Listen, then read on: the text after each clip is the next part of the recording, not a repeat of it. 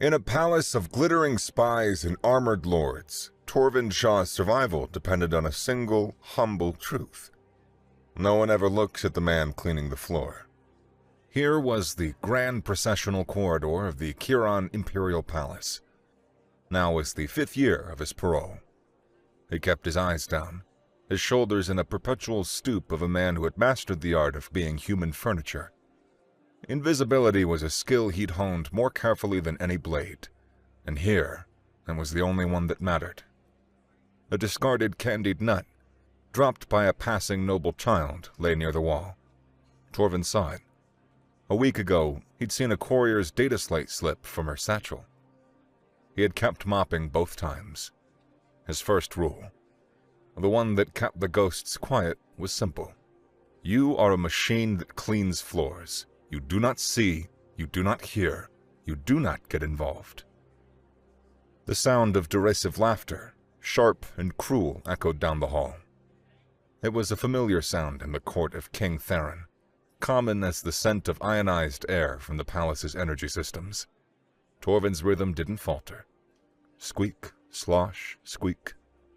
"Look at him, trembling," a voice sneered. The Kiran words clipped with the arrogance of inherited power.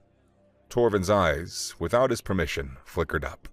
3 young nobles, their ceremonial sashes marking them as sons of the king's own Kairos Justicars, had cornered a smaller figure, Prince Hadrian. His hands tightened on the mop handle. The smell of burning plasma, the scrape of metal on rock, and a boy's shout, his brother's shout, cut short by a sickening crack. A ghost of a memory, sharp as shrapnel. The cold, analytical part of his mind, the part he could never silence, awoke from its slumber. Lead noble, overconfident stance. Weight on his back foot. A sweeping leg trip. Uses momentum. Follow with an elbow strike to the floating ribs. Discombobulate. Less than 2 seconds. Second noble, distracted, laughing. A hard shove into the third. A quick, brutal choke on the primary target before the others can recover. 3 seconds, max. The thought was an intrusive echo from another life. A life where he was Sergeant Shaw of the 101st Human Expeditionary Force, not Torvin, parolee number 1138. He forced the ghost back into its box, his knuckles relaxing. His job was to clean the mess, not make a bigger one. The lead bully knocked a pitcher of nectar that caught the light with a violet sheen from the prince's hands. It shattered, splashing a sticky violet puddle across the floor Torvin had just polished. "Can't even carry a bloody drink," the bully spat. "How do you expect to carry a scepter then, little whelp? Straighten your back. You look like a servant." Hadrian, his face a mask of burning shame, didn't answer. He just stared at the mess, his shoulders hunched. The bullies, their amusement spent, shoved the prince one last time. He stumbled against the wall, small and utterly alone. "Tell your father that you need more combat drills," one of them called as they swaggered off, their laughter a receding poison. Torvin waited, counting the seconds until their footsteps faded. He pushed his cart forward, the squeak of its wheels the only sound. His destination was the puddle. As he worked, he noticed a flicker of movement at the far end of the hall. Lord Malachor, the king's spymaster, a thin, wraith-like figure who seemed to be woven from the palace's shadows. Malachor's gaze lingered on the small, silent form of the prince. His focus was sharp, predatory, as if assessing a new piece on a game board. A moment later, he was gone, as if the shadows had simply reclaimed him. Torvin finished with the spill, the floor once again a perfect, unbroken sheet of black. He turned to leave, his duty done. His rule was intact, but the image of the boy's face, the profound, helpless humiliation in his eyes, had snagged on something inside him. It reminded him of another boy's face, of his brother, cornered by bigger boys in the schoolyard, a lifetime ago in a world now lost to him. He hesitated for a single, fatal heartbeat. Then, breaking his own sacred rule, He turned his cart and followed the path the prince had taken. He found the prince huddled in a maintenance alcove, tucked behind nutrient conduits and humming junction boxes. His small frame was racked with silent sobs. For 5 years, Torvin had walked past courtiers, ignored slights, and erased himself from every room he entered. This felt different from the courtly politics he learned to ignore. It was the simple fact of a child crying in the dark. He stopped his cart and stepped into the alcove. The prince flinched, looking up with wide, terrified eyes, glistening with tears that had traced clean paths through the dust on his cheeks. Torvin said nothing. He simply knelt. The stone floor was cold against his knee. He reached out, not to the prince's shoulder, but to his boot, where a ceremonial lace had come undone in the scuffle. With calloused fingers that moved in a slow, deliberate sequence, they knew their way around the guts of a pulse rifle better than they knew fine silks. He began to retie it. From a shadowed archway 20 paces down the hall, Queen Karis watched.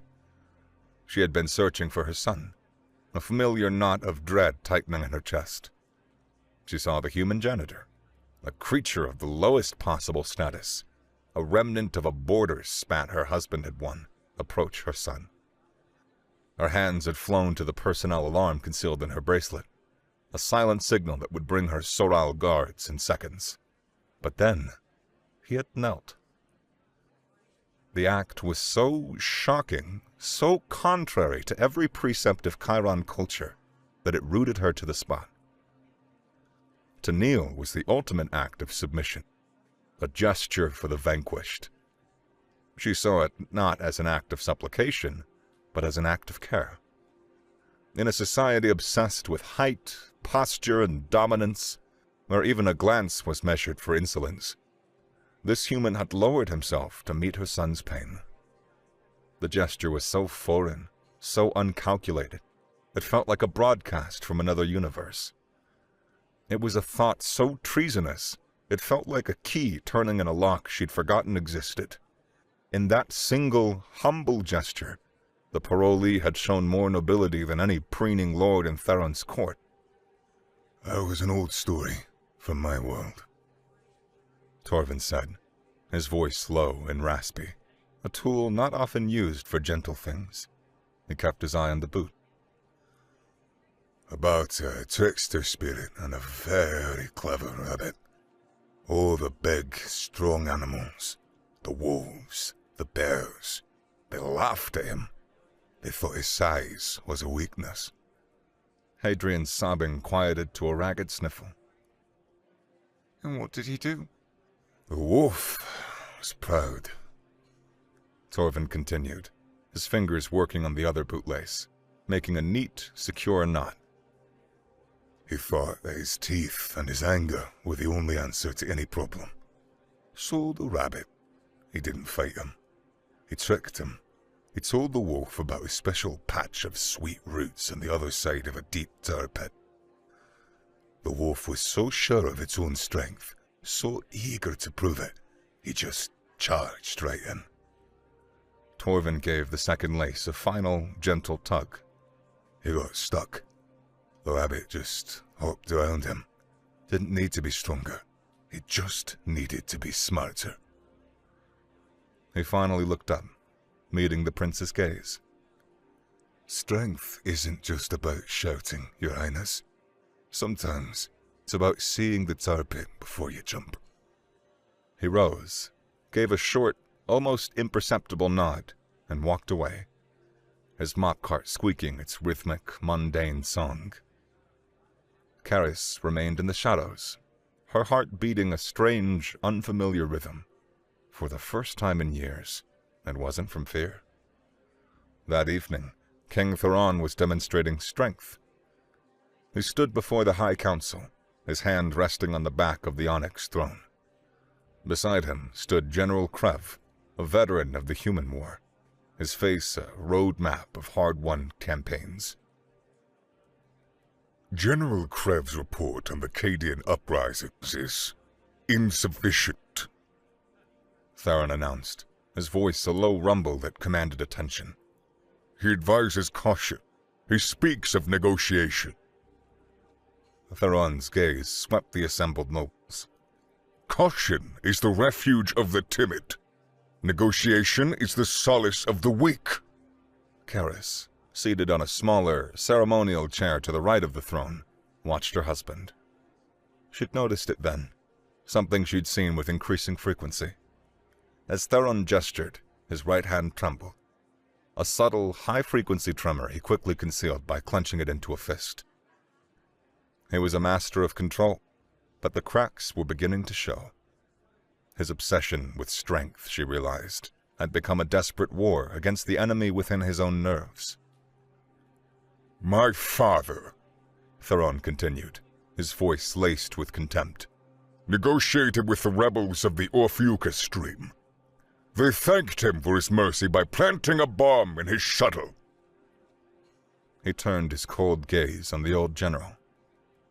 Mercy is a poison we feed to ourselves. General Krev, your command is revoked. You will be reassigned to oversee supply logistics on the Outer Rim, a task more suited to your temperament. The general paled, but bowed his head. As you command, Your Majesty. It was a public humiliation, a death sentence for a proud soldier's career. It was a message to everyone present. I am not my father. I am not weak. Later, in her private solar, Karis was reviewing encrypted communiques from her cousin, Lord Darien of House Soral. They discussed trade tariffs and grain shipments, but the subtext was clear. They were shoring up their house's power, a quiet bulwark against the king's increasingly erratic paranoia. A fascinating display of statecraft, Your Majesty. Karis didn't startle. Lord Malachor had a way of entering a room as if he'd been there all along, merely choosing to become visible. He stepped from the shadows near the doorway. "The king's methods are his own, my lord," she said, her voice devoid of warmth as she deactivated the data slate. Indeed, Malachor said, his lips a thin, unmoving line. His Majesty believes such lessons build character, for generals and for princes. The unspoken threat settled in the silence between them. I came to report that the Justicar's sons have been reprimanded for their zeal. I trust the prince has recovered from the incident. He is resilient, Karis said, her jaw tight. Of course. Malachor's eyes, like chips of jet, scanned the room. It is merely an observation, but my agents have noticed that you have been taking a more personal interest in the palace's maintenance schedule of late. Your walks, your choice of corridors, it is irregular. One might think you are inspecting for inefficiencies. The threat was a delicate, deliberate incision into her composure. I am watching you. I see everything. My routines are my own, my lord, Karis said, each word clipped and cold. And my son's well-being is my paramount concern. See that the Justicar whelps remember that. It shall be done, Your Majesty. Malachor bowed and receded into the shadows, leaving Karis with the chilling certainty that the walls of her cage were not just gilded, but sentient. The spy master's warning was a cage, but Karis was a queen. She knew how to work within cages. She did not seek Torvin out. She simply began to exist in the spaces he was forced to occupy. The rooftop solstice garden was a place Theron detested for its unproductive sentimentality. It was her sanctuary. One afternoon, she was there, ostensibly reading, when a coolant line for the hydroponic system ruptured, spraying a fine, cold mist. An accident. She sent a page for maintenance. Torvin arrived. He didn't speak, just assessed the problem with his tools. He worked with a quiet, focused competence that was almost beautiful to watch. "Thank you," she said when the hissing stopped. "Just doing my job, Your Majesty," he replied, his eyes on the conduit, not her. But as he wiped his hands on a rag, he glanced at a nearby planter. "The soil's too packed. The roots will choke. The things need room to breathe if you want them to grow." He met her eyes for a half-second, then turned and left. Another day, she was in the Royal Armory, inspecting the ceremonial guard's equipment. She ran a gloved hand along the haft of a shock pike polished to a mirror sheen. "The balance on these seems off," she mused to the armorer, a stout Chiron loyal to the king. "The vibration emitters must be misaligned." The armorer scoffed. They are perfectly calibrated, Your Majesty." "A second opinion, then," Karis said mildly. "Fetch the human janitor. I have seen him repair coolant lines. He has an eye for immaculate detail." Torvin was summoned, his face a careful blank. Karis watched as he picked up a shock pike. For a fleeting moment, the stooped janitor vanished. He held the weapon as if it were a part of him, an extension of his own limb. He spun it in a short, tight arc, a blur of motion so fluid it was almost invisible. He checked the emitter's cowling, ran a thumb over the activation stud, and tested the weight at the pommel. "The gyroscopic stabilizer's 1/100th of a degree off center," he said. He pointed to a tiny seam. "Causes a micro-vibration, wastes energy. Slows recovery time after a full power strike by the 10th of a second." He placed the pike back on the rack. "It's sloppy." The armorer stared, speechless. Karis felt a thrill, sharp and dangerous, run down her spine. "Efficiency is its own reward, my queen," Torvin said, the words a gentle deflection as he met her gaze, then bowed slightly and left, leaving the faint tang of charged conductors and unspoken truths in his wake. The third meeting was an accident. Karis was walking with Hadrian in a quieter service hallway when her son, trying to tell her more about Torvin's rabbit story, stumbled. It wasn't hurt, but a small, intricate data chip he had been holding skittered across the floor and fell through a maintenance grate. Hadrian's face fell. It was a star chart, a gift from her. Before Karis could summon a guard, a panel on the wall slid open. Torvin was inside, replacing a burnt-out light fixture. He had seen the whole thing. He looked at Hadrian's crestfallen face, then at the grate. With a sigh that seemed to carry the weight of a lost war, he set down his tools, knelt, and used a magnetic probe to painstakingly retrieve the chip. He held it out to the prince. "Hold on to what's important," he said, his voice softer this time. He glanced at Karis, his expression betraying a flicker of resignation before he retreated back into the wall. Each meeting was a stone dropped into the still pool of her life, and the ripples were growing wider, more complex, and infinitely more perilous. The grand observatory at the apex of the palace spire had been silent for a generation. Theron considered astronomy a pointless frivolity.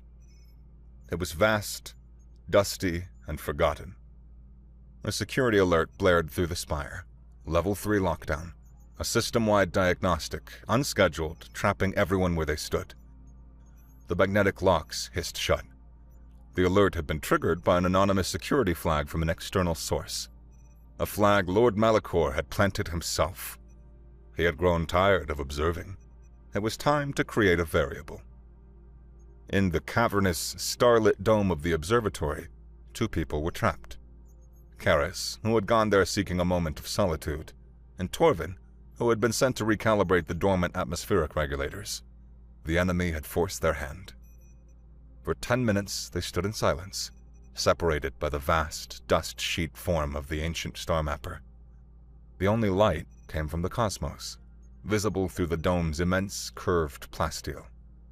"You don't fight like a janitor," she finally said, her voice echoing in the chamber. He didn't pretend to misunderstand. "No, Your Majesty, I don't." "You were a soldier." "Sergeant." he corrected softly. The smell of plasma, his brother's shout. Long time ago. Why are you here? She asked, the question hanging between them, meaning everything. In the palace, you could have chosen a mining pro, a freighter crew, anonymity. The quietest place in a storm is the eye, he said, his gaze on a swirling nebula. He rubbed a worn spot on his tunic, right where his sergeant's stripes used to be. No one looks at the man mopping the floor. I came here to be forgotten. He paused. I made a choice in the war to save my squad. It's a hard choice. It cost a lot. I thought if I just erased myself, then maybe the ghosts would get tired of hunting me. Karis felt a pang of recognition. She, too, was haunted by the ghost of the woman she might have been. I am not allowed ghosts, she said, her voice barely a whisper. A queen. A queen must be a symbol, pure, untroubled, a vessel for the dynasty. A cage is still a cage, no matter how much gold they use in the bars. Torvin replied. He turned from the stars to look at her, and the professional mask was gone. His eyes reflected a profound weariness, and a depth of empathy she felt in her very soul. He saw her, not the queen, not the symbol, her. The space between them cracked with an energy more potent than any shock pike. She didn't know who moved first. It didn't matter. One moment they were worlds apart. The next they were breathlessly close. His hand, rough and scarred, came up to cup her cheek. A touch so gentle it was almost a question. Then he kissed her. It wasn't a soft, courtly kiss. It was desperate. It was a decade of loneliness, of duty, of silent screams poured into a single, shattering moment of contact. It was everything they couldn't say, everything they shouldn't feel. It was rebellion. It was hope. It was madness. A hidden microdrone, no bigger than a fly, hovered silently in the shadows of the dome's superstructure, the lens recording every detail. When the lockdown alarm chimed, signaling the end of the hour, they pulled apart as if burned. Torvin bowed, the janitor's mask back in place, and left as soon as the doors hissed open. Karis remained, her heart hammering, her whole body trembling. Lord Malachor did not go to the king. To present such a report was a clumsy, unpredictable act.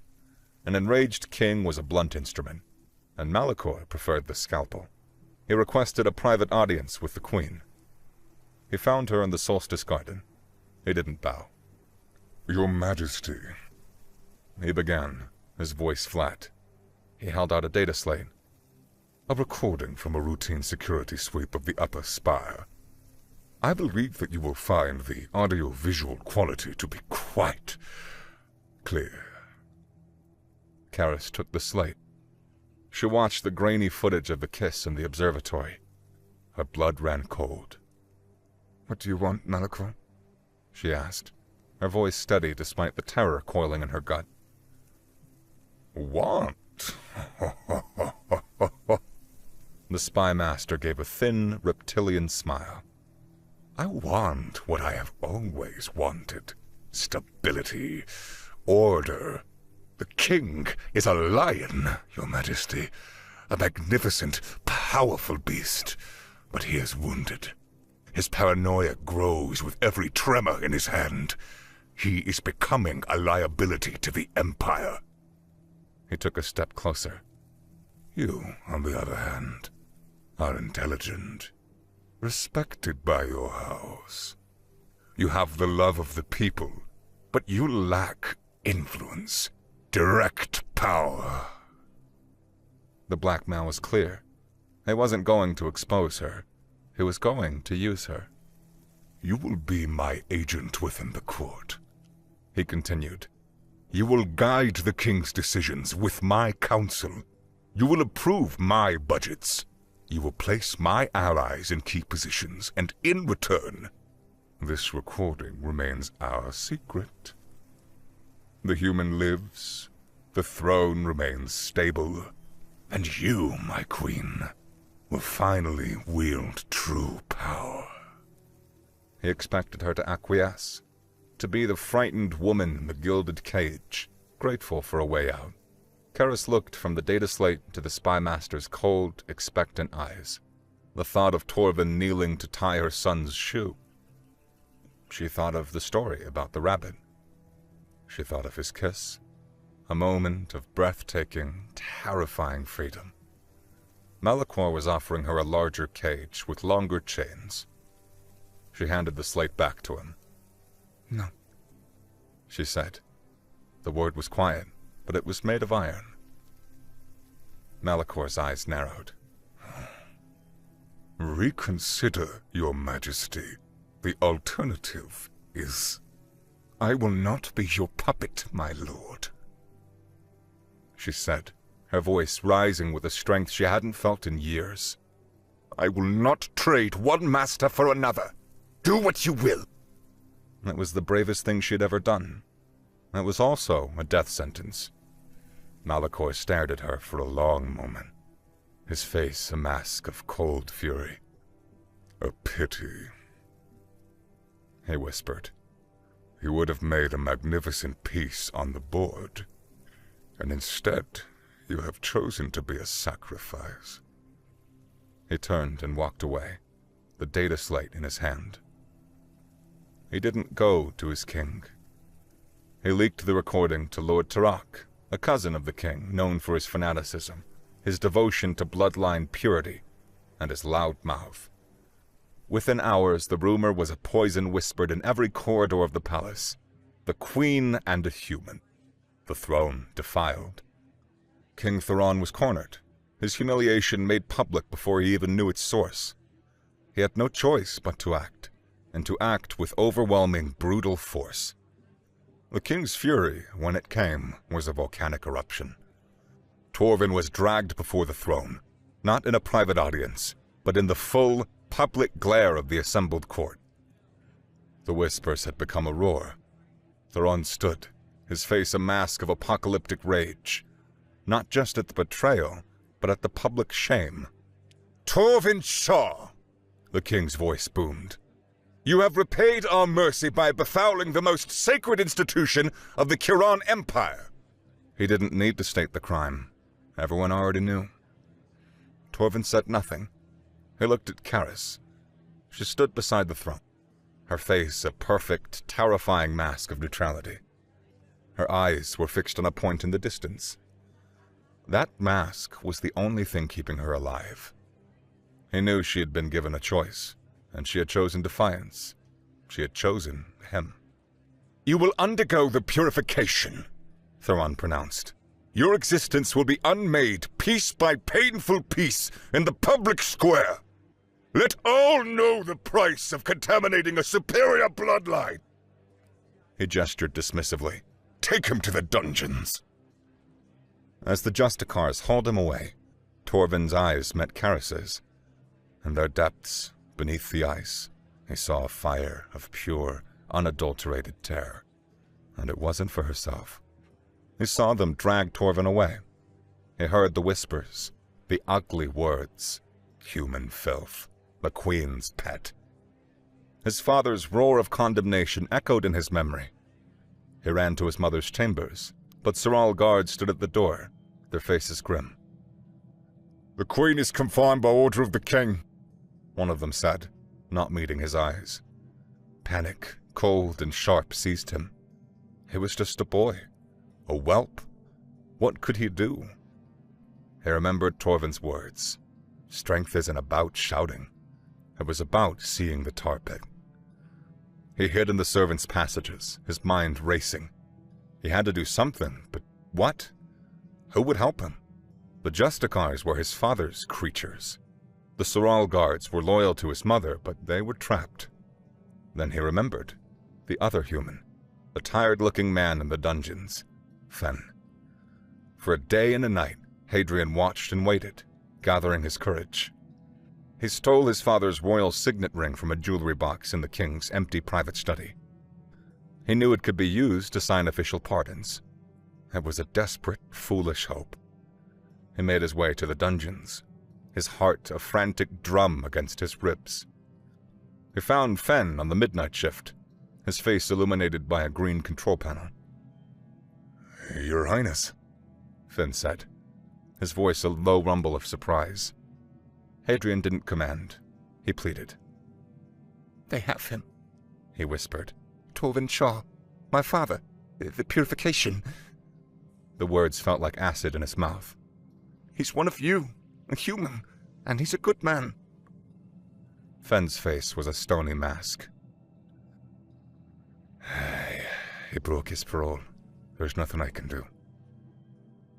Please, Hadrian begged, his voice cracking. He held out the king's signet ring. Take this.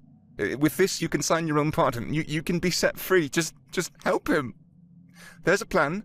There's a plan. An old emergency measure my mother created. Rendezvous at the Ancestral Hall. We just need to get him there. Fen stared at the ring, then at the prince's desperate face. He had seen the Chiron court up close for years. He knew its cruelty. He had shared silent, bitter nods with Shaw in the corridors. A shared acknowledgement of their station. Two forgotten soldiers. Helping was suicide, but here was the heir to the throne, offering him freedom, begging him to save one of his own. There was a chance to spit in the eye of the empire that had broken him. A pardon signed by me would be worthless once the king finds out, Fen said grimly. But he looked down the dark corridor, where the sounds of another prisoner's agony echoed faintly. He made a decision. Keep the ring. A prince's promise is worth more. He unlocked a small maintenance locker. I can't get you a weapon, but I can cause a diversion. A massive power surge into the upper levels. It'll knock out the security systems on the level for about 3 minutes. It'll send every guard on the lower level scrambling to the wrong place. He handed Hadrian a heavy metallic key. Cell block Gamma. That's where they're holding him. The rest is on you. Now go. He sat in the dark, the screams from down the hall his only clock. They'd stopped an hour ago. He knew what was next. He wasn't afraid of dying. He had made his peace with that long ago. He was afraid of how he would die, afraid of the slow, methodical unmaking. A hard choice. It cost a lot. The ghosts were loud in the darkness. The faces of the colonists on Caldera 4, the ones he had rerouted the orbital strike towards to save his retreating squad. His brother had been in that squad. The choice had saved one family member and damned 100 others. This, he thought, was the bill coming due. A low, whining hum echoed through the dungeon, followed by a concussive boom that shook the stones. The lights died, replaced by the dim, red glow of emergency beacons. An alarm blared from the upper levels. A moment later, the magnetic lock on his cell door hissed and disengaged. It slid open. Prince Hadrian stood there, pale but resolute. He held no weapon, only a key. My mother's emergency plan, the boy whispered, his voice shaking. Ancestral Hall. We have to go, now. Torvin didn't hesitate. He followed the young prince into the chaos, the reflexes of his old life taking over. He was unarmed, but his hands were weapons. The environment was a weapon. Every corner was an opportunity. They moved through the labyrinthian servant passages, Torvin a silent shadow at the prince's back. They emerged from a hidden panel behind the ancestral altar. The vast, circular chamber was lit by the living hollow tapestry on the walls, displaying the glowing sigils of 1,000 years of Chiron rulers. Karis was there, dressed in practical, dark traveling clothes. With her were 4 of her personal sorrel guards, their faces grim, their energy pikes held at the ready. Relief washed over her face. Torvin, she breathed. For a moment, there was a tiny, defiant island in the heart of the Empire. Then, the massive main doors of the hall groaned open, King Theron stood there, flanked by 24 of his elite Kairos Justicars. He sneered. "Fleeing, my love," he said. "A touching, pathetic little portrait of treason." He raised his hand. "Take them." But as the Justicars advanced, Hadrian stepped forward. "I invoke the right of honor claim." His voice rang out clear and strong. The Justicars stopped. Theron's sneer faltered. To invoke the right in this sacred hall was an unbreakable contract. "I challenge you, father," Hadrian continued, "for the life and freedom of my mother, and for the life and freedom of Torvin Shaw." Theron threw his head back and laughed, a horrifying, joyless sound.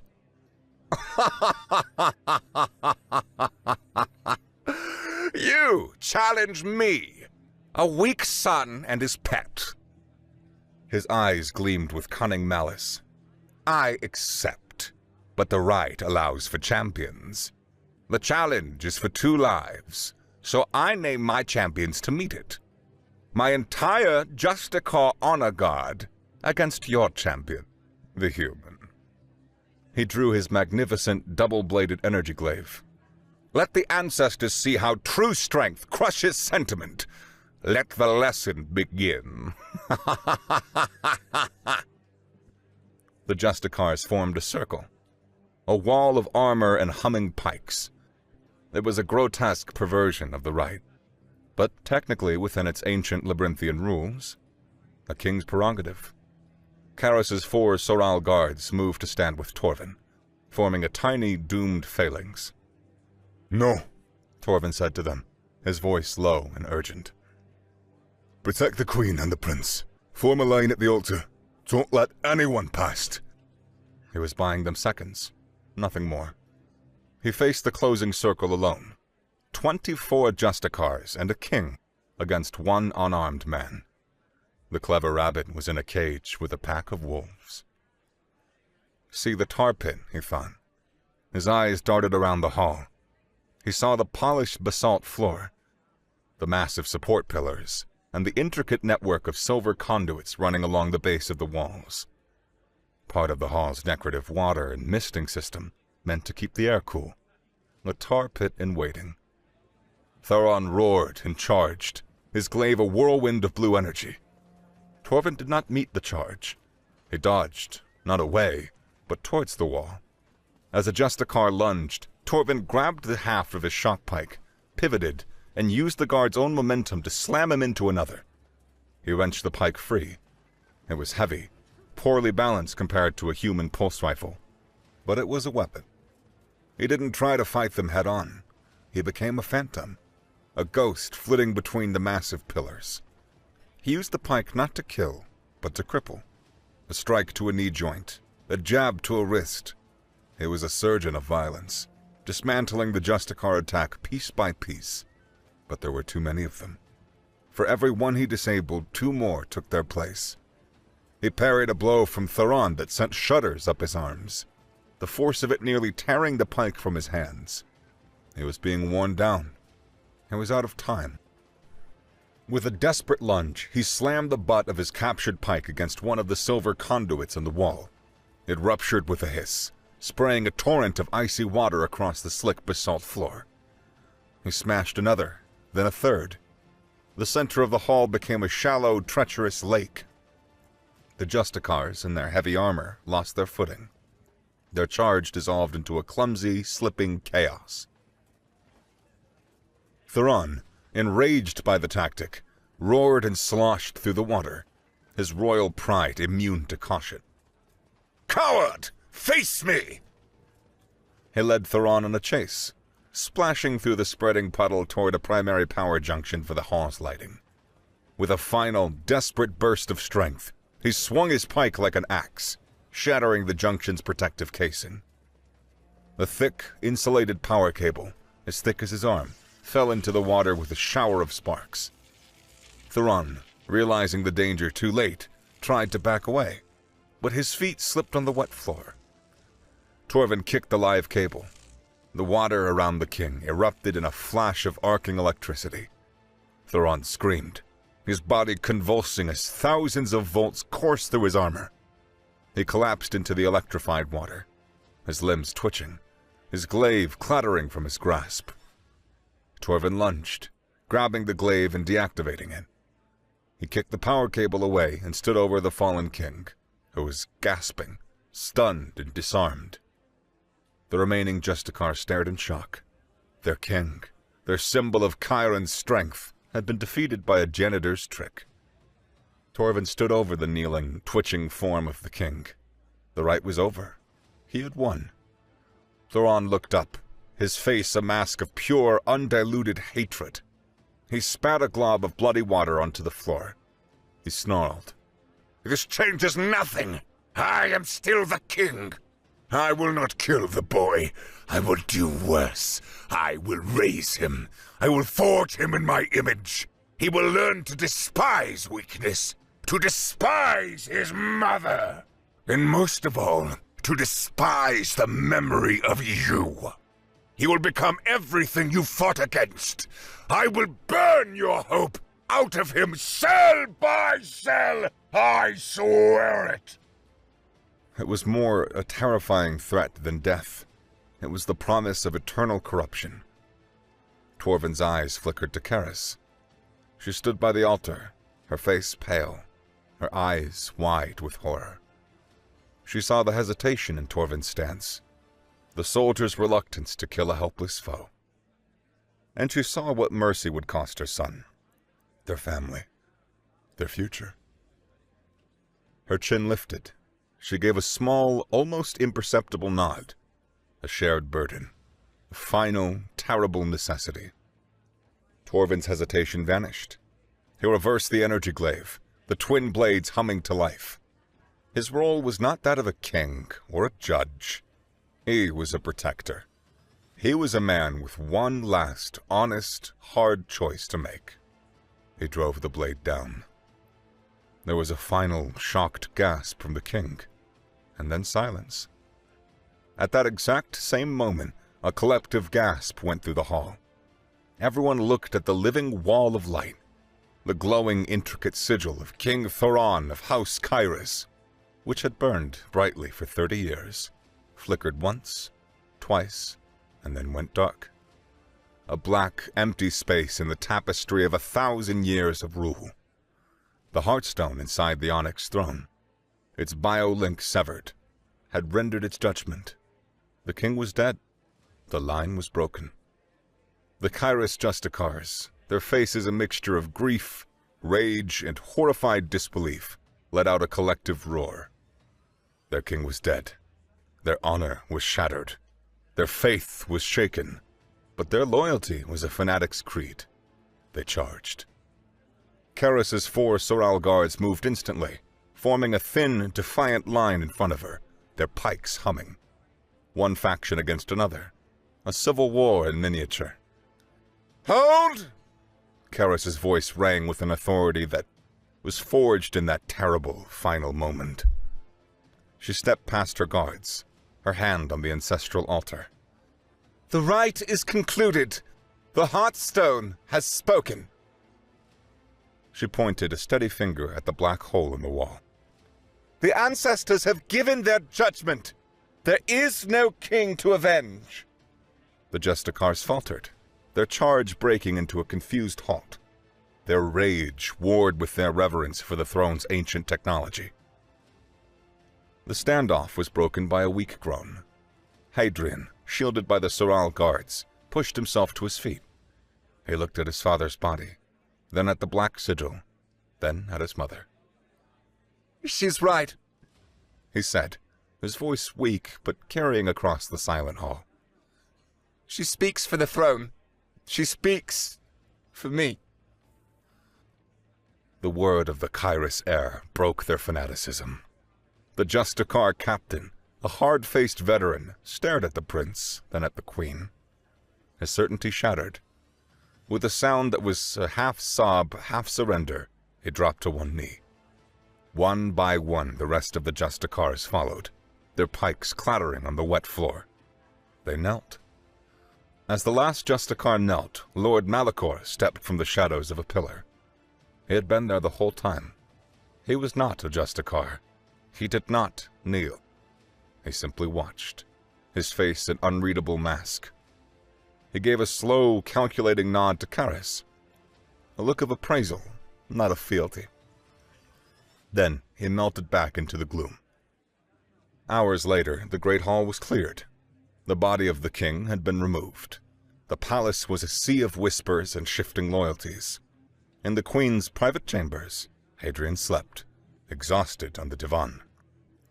Torvin stood by the window, his side patched by a medical drone. He wore a simple gray tunic provided by the Soral guards. "They will not accept it," he said. "The other Kairos loyal houses. A human parole, a war criminal, killing their king.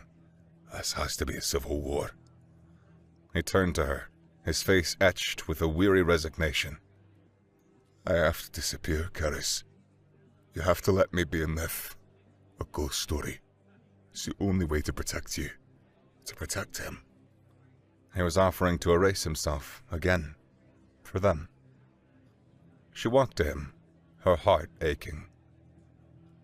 "You knelt for my son," she said softly. "You fought for my family. You took a life for me. You are done hiding in the shadows." A soft chime at the door interrupted them. Lord Darien of House Soral, her cousin and staunchest ally, entered.